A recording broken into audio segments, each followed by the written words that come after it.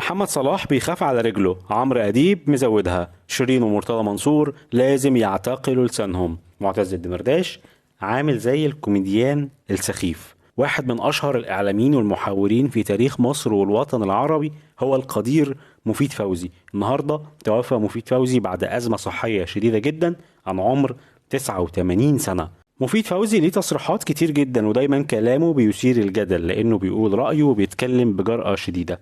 اتكلم مثلا قبل كده مفيد فوزي عن محمد صلاح، قال عنه انه بيخاف على رجله لما بيلعب مع منتخب مصر. قال محمد صلاح جدع لكن كونه قاعد بره مصر دي حاجة مضايقاني شوية. قال كمان محمد صلاح مهارة مصرية عظيمة لكنه مش بيحب الاشتباك. قال لازم نبعد عن تأليه الناس، دي قضية خطيرة جدا لدى نجوم كرة القدم. هو لاعب عظيم لكن أخطاؤه عظيمة. كمان تصريح خطير جدا كان أدلى بيه مفيد فوزي عن الراحل عمر سليمان. قال مفيد فوزي في مقابلة تلفزيونية قبل كده، قال الله يرحمه عمر سليمان كان الصندوق الأسود لمصر. ده شيء خطير جدا لأنه كان صندوق أسود لحاجات كتير مرت عليها الدولة المصرية، ربما يكون قد تم اغتياله. كمان مفيد فوزي كان سبق ان هو هاجم الاعلامي الشهير معتز الدمرداش.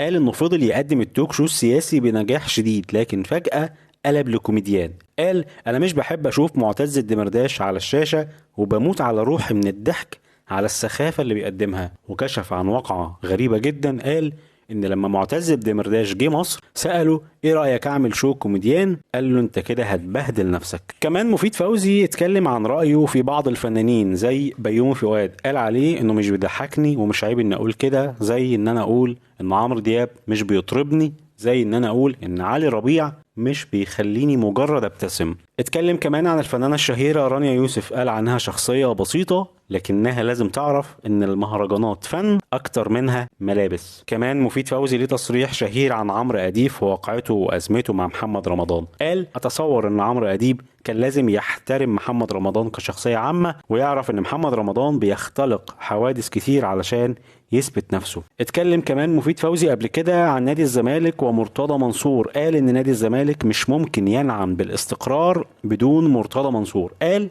مرتضى مايسترو مهما قيل عنه او فيه. مشكلة مرتضى منصور الوحيدة وفقا لكلام مفيد فوزي هي لسانه اللي حكم عليه بتأبيده. قال لمرتضى اعتقل لسانك. كمان اتكلم مفيد فوزي في لقاء تلفزيوني سابق عن محمد رمضان، قال عنه انه بيسمي نفسه نمبر 1 لاننا عايشين في زمن الترند. واحد من التصريح ايضا الشهير جدا لمفيد فوزي لما اتكلم عن شيرين، قال شيرين واحدة من اجمل الاصوات الطربية في مصر، قال عنها الفنانة اللي لسانها دايما بيغلط. قال لشيرين لازم تعتقلي لسانك، وقال اعتقال اللسان ده شيء مهم جدا في حياة كتير من الفنانين.